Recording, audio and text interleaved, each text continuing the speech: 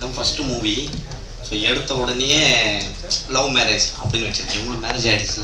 ஆயிடுச்சு sir. So love marriage வச்சுருக்கீங்க, வாழ்த்துக்கள். பட் லவ் மேரேஜ் எவ்வளோ டிஃபிகல்ட் இருக்குது இப்போ நீங்கள் பார்த்து தான் வரீங்க. இந்த பேரை எப்படி சூஸ் பண்ணல? ஃபஸ்ட்டு எல்லாருக்கும் ஒரு கேட்சியான ஒரு டைட்டில் வேணுன்ற ஆசையில் சூஸ் பண்ணது தான் சார் லவ் மேரேஜ். அடுத்து இந்த கதைக்கு தேவைப்பட்டது இன்னொன்று. எல்லாருக்குமே மேரேஜ்னாலே வந்து லவ் மேரேஜ் தான் ஒரு எக்ஸைட்மெண்ட்டான விஷயமா இருக்கும். அரேஞ்ச் மேரேஜ் போரிங்கான விஷயம் தானே. ஸோ அதனால இன்ட்ரெஸ்டிங்காக இருக்கும்ன்ற ட்ரஸ்ட்டில் சூஸ் பண்ணது தான். எல்லாருக்கும் பிடிக்கும்ன்ற ட்ரஸ்ட்டில் சூஸ் பண்ணுவோம். வாழை நுழையத்துக்கு ஈஸியாக இருக்கும். தேங்க்யூ. விக்ரம் சார்.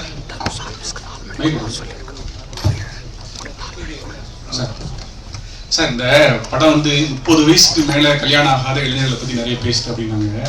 சமீப காலமாக 2-3 வருஷத்துல நிறைய பேர் ஜென்ஸ் வந்து பொண்ணு கிடைக்காம கஷ்டப்படுறாங்க. அப்படியே பொண்ணு கிடைச்சாலும் எல்லா பொண்ணும் ஐடி கேட்குறாங்க, இன்ஜினியரிங்காங்க, டாக்டருங்காங்க, மற்ற கொஞ்சம் கவர்மெண்ட் வேலை. இந்த மற்றவங்களாம் வந்து ரொம்ப பாதிக்கப்படுறாங்க. ஒரு மீடியா வச்சுக்கோங்க, கேமராமேன் வச்சுக்கோங்க, நடிகர் வச்சுக்கோங்க, ஒரு ப்ரைவேட்டில் வேலை பார்க்கவங்கன்னா அதை பற்றி என்ன சொல்ல வரீங்க? அந்த படம் என்ன சொல்ல வருது?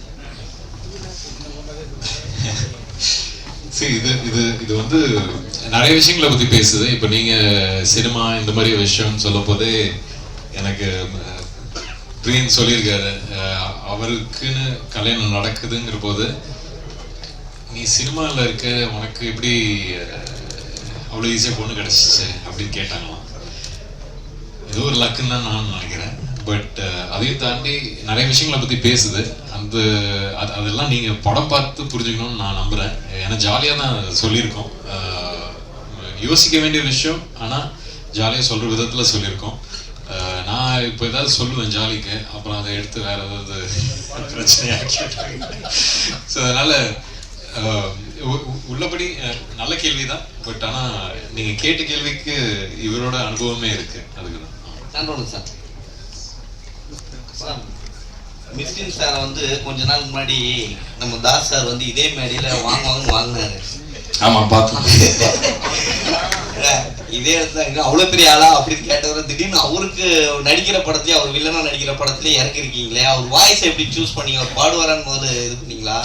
இல்லை, இது இந்த கேள்வி அவ மிஸ்கின் பாடுனதை பற்றி பேசணுமா இல்லை அதை பற்றி சொல்லணுமா? எப்படின்னு சொல்லலாம். அது இல்லை என்னன்னா, நம்ம கலைஞர்களாக இருக்கும் பொழுது, நம்ம உணர்ச்சி பெருகும் பொழுது நம்ம சிலது பேசலாம். ஆமாமா, இல்லை என்னன்னா அதான் அது ஒரு இஷ்யூ சார்ந்த அவர் பேசினாரு. பட் தனிப்பட்ட முறையிலலாம் அப்படி எதுவும் இல்லைன்னு நான் நினைக்கிறேன். அவர் அப்படியும் சொல்லவும் இல்லை. அதே மாதிரி மிஸ்கின் சார் கிட்டயுமே நான் சொன்னேன், அவர் இந்த படத்தில் பாடி அவர் சூப்பர் நடிச்சிருக்காரா, சூப்பர் அப்படின்னு தான். ஸோ கலைஞர்கள் என்னென்ன இப்போ பொதுவாக வெளியிலேருந்து பார்க்கும்போது இவருக்கு அவர் போட்டி, இவர் சொல்லிட்டாரு அப்படின்றதெல்லாம் வந்து ஆக்சுவலாக உள்ள எதுவுமே இருக்காது. அடுத்த நாள் திரும்ப இதே இண்டஸ்ட்ரியில தான் நம்ம இருக்கணும். ஸோ அதனால இந்த மனிதாபிமானம்ன்றது எல்லாருக்குமே, ஏன்னா மனிதர்களாக படாத கஷ்டம் கிடையாது, இல்லை நிறைய இடிப்பட்டு தான் ஒரு இடத்துக்கு வரோம். ஸோ அதனால அங்கே ஃபுல் ஸ்டாப் வச்சுட்டு மிஸ்கின் சார் பாடினதுக்கு வரேன். எனக்கு வந்து பொதுவாகவே முதல் படத்துலேருந்தே அவருடைய வாய்ஸ்ல ஏதோ அவர் நல்ல மியூசிக் சென்ஸ் இருக்கிற ஆள். என்னோட குருநாதர் வந்து சஞ்சய் சுப்பிரமணியம் சொல்லி ரொம்ப ஃபேமஸ், தெரியும், சங்கீத கலாநிதி, ரொம்ப பெரிய இசையில் வந்து ரொம்ப வல்லுநர்களுக்கு தான் அந்த விருது கொடுப்பாங்க. ஸோ அவரும் மிஸ்கின் சாரும் ரொம்ப க்ளோஸாக பழகுவாங்க, மியூசிக் பற்றி பேசுவாங்க, லிட்ரேச்சர் பற்றி பேசுவாங்க. நான் பேசும்பொழுதுமே வந்து சொல்லி தெரியணுன்றதுல அவ்வளோ ஒரு ஸ்பஞ்ச் மாதிரி அவர் அப்சர்வ் பண்ணாத விஷயமே கிடையாது. மியூசிக்னு வரும்பொழுது அவர் சிலர் எதிர்பார்ப்பார் இல்லையா? ஸோ அந்த தயக்கம் இருந்தது. இந்த பாட்டை அனுப்பும்போது என்னடா சூப் சாங் அனுப்புறமே அப்படின்ற ஒரு சின்ன தயக்கம் இருந்தது. பட் அதை கேட்டுட்டு வந்து அவர் அது மியூசிக்கெல்லாம் ரொம்ப அந்த ஸ்ட்ரிங்ஸ்லாம் சூப்பராக இருக்கே, இந்த இடம் கையில் வந்ததெல்லாம் காணாமல் போகுது, இந்த லைனில் வந்து ஒரு சோல் இருக்கு அப்படின்லாம் நோட்டீஸ் பண்ணி சொன்னார். ஸோ அதனால வந்து அவர் ரொம்ப சிறந்த பாடகர். ஆக்சுவலாக அவர் இன்னும் ரிலீஸ் ஆகாத ஒரு பாட்டு நான் அவர் பாடி ஒரு படத்தில் கேட்டேன், ஒருத்தங்க ப்ளே பண்ணி காமிச்சாங்க, அவ்வளோ அருமையாக இருந்தது. ஸோ அதனால அவர் மியூசிக்குமே கற்றுக்கிறார், அவர் மியூசிக் படிக்க கூட செய்வாருன்றத கூட கேள்விப்பட்டிருக்கேன். ஸோ அதனால ஒரு மியூசிஷியனாக தான் அவரை பாட கூப்பிட்டேன், தவிர ஒரு விளம்பரத்துக்காகவோ அதுக்காக கூப்பிடல. ஆக்சுவலாக ஒரு சிங்கராக ரொம்ப சிறப்பாக இருக்கும் அவர் பாடினான்றது தான் ஐடியா. டைரக்டர் சார், இப்போ சார் லவ் மேரேஜ், அரேஞ்ச் மேரேஜுங்கிறது ஒரு சமூகத்தில் சில கட்டுப்பாடுகளுக்குள்ளே அடங்கி திருமணம் செய்கிறது. லவ் மேரேஜுங்கிறது சில கட்டுப்பாடுகளை மீறி திருமணம் செய்கிறது. இப்போ இது லவ் மேரேஜ் என்கரேஜ் பண்ணுற மாதிரி நீங்கள் படம் எடுத்துருக்கீங்களா, இல்லை தவறுன்னு சொல்லி படம் எடுக்கிறீங்களா? இல்லை சார், எது ரைட் எது தப்புன்னு சொல்கிறது அளவுக்கு நான் இல்லை சார், எனக்கு அது ஐடியா இல்லை.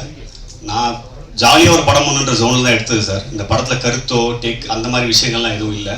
நீங்கள் சொல்கிற மாதிரி லவ் மேரேஜை ஆதரிக்கிற மாதிரியோ சரி, அரேஞ்ச் மேரேஜ் எதிர்த்து பேசுகிற மாதிரியோ இல்லை, அது அப்படி இல்லை. பட் பர்சனல் கேட்டிங்கன்னா வேணா சொல்லலாம் சார். பர்சனலாக லவ் மேரேஜ் ஒரு பெட்டர் சாய்ஸாக நான் ஃபீல் பண்ணுறேன். எனக்கு அது பெட்டராக இருந்திருக்கு. நான் லவ் மேரேஜ் பண்ணேன், எனக்கு பெட்டராக இருந்துச்சு. எல்லாரும் அதே மாதிரி பண்ணால் நல்லா தான் இருக்கும், சூப்பராக இருக்கும், ஜாலியாக இருக்கலாம் doctor sir. Sir love marriage லவ்ல மேலே வந்து ஒரு அன்டிஃபிட் கோடு வருது.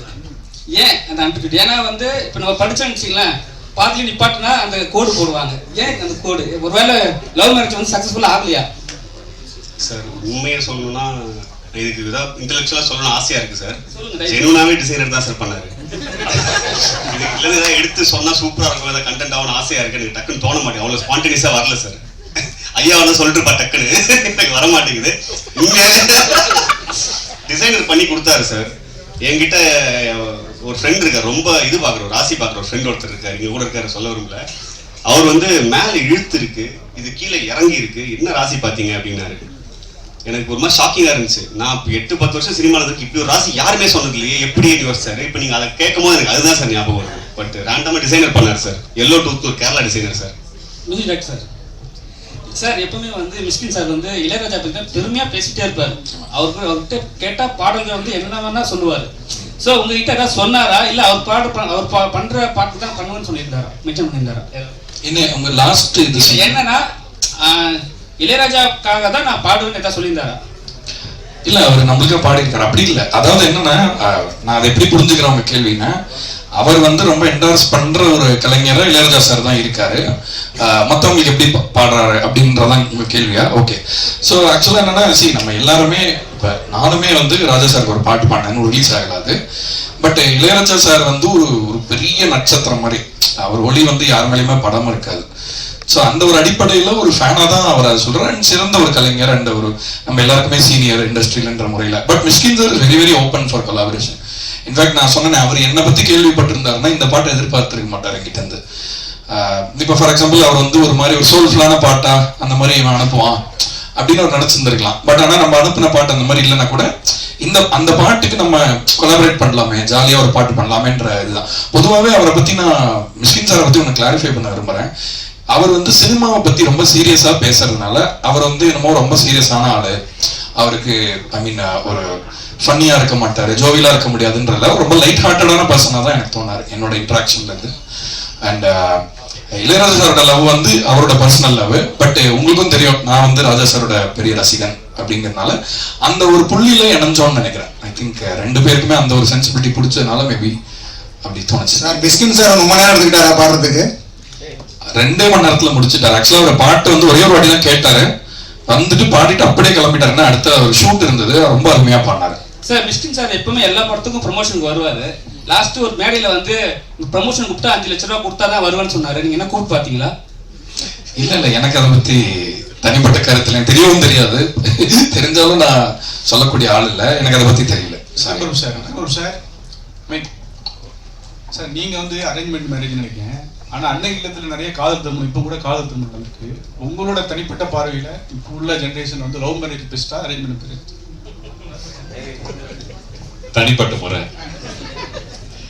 தனிப்பட்ட முறையில லவ் இல்லாம மேரேஜ் ஒர்க் ஆகாது, அது தெரிஞ்ச ஒரு விஷயம். காலம் மாறிக்கிட்டு இருக்கு, அதுக்கேற்ற மாதிரி படங்களும் மாறிக்கிட்டு இருக்கு. படங்கள் மாறுறதே மக்களுக்காக தான், மக்களும் மாறிட்டாங்கன்னு நம்புறேன். ஸோ லவ் தான். ஆக்சுவலி லவ் அண்ட் மேரேஜ் ரெண்டுமே 2 விதமான ஒரு மாதிரி ஒரு அன்கம்ஃபர்டபுள் ஜோனுக்குள்ள போயிட்டே இருக்கு. அடுத்தடுத்த ஜென்ரேஷன் போக போக லவ்லயும் கமிட் ஆகிறதுக்கு கொஞ்சம் பயப்படுறாங்க, மேரேஜ் கமிட்மெண்ட்டுக்கும் பயப்பட ஆரம்பிச்சிருக்காங்க. அதுக்கு இந்த படத்துல ஏதாவது மெசேஜஸ் இருக்கா? மேம் மெசேஜ் நம்ம சொல்ல ட்ரை பண்ணியிருக்கோம். அந்த மெசேஜ் அளவுக்கு நம்ம சீரியஸாக பேசலாம் அந்த விஷயத்தை, அதையுமே ஜாலியாக தான் பேசியிருக்கோன்றதுனால அது மெசேஜாக எடுத்துக்க முடியல. பட் கண்டிப்பாக டேக் அவே இருக்கு மேம்.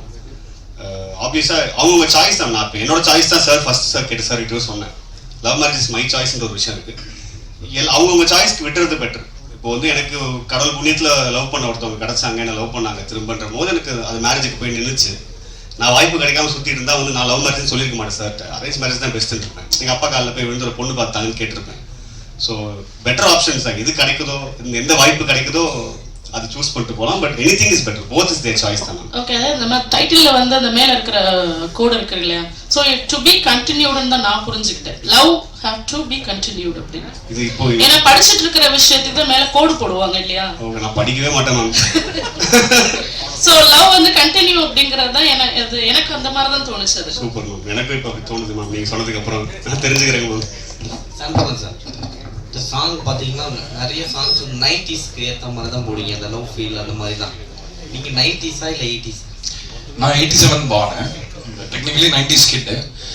என்னன்னா மியூசிக்ல வந்து இப்போ மியூசிக்கோடைய பரிமாணம் மாறி இருக்கிறது உண்மைதான். பட் ஆனால் உணர்ச்சி வந்து பழைய மியூசிக்ல நிறைய இருக்கிறதா நான் நினைக்கிறேன். ஸோ அந்த ஒரு பிரதிபலிப்பு நம்ம கேட்டு வளர்ந்ததை நம்ம மிஸ் பண்ணிடக்கூடாது யாருன்றதுக்காக அதை நம்ம திரும்ப அதை இது பண்றோம். இன்னொன்று, நம்ம மண்ணிலேயே இருக்கிற இசையோட ஒரு நிகழ்ச்சியா நம்மளும் இருக்கணும்ல. நம்ம இந்த மரத்துல நம்ம ஒரு சின்ன இலையா இருக்கும்.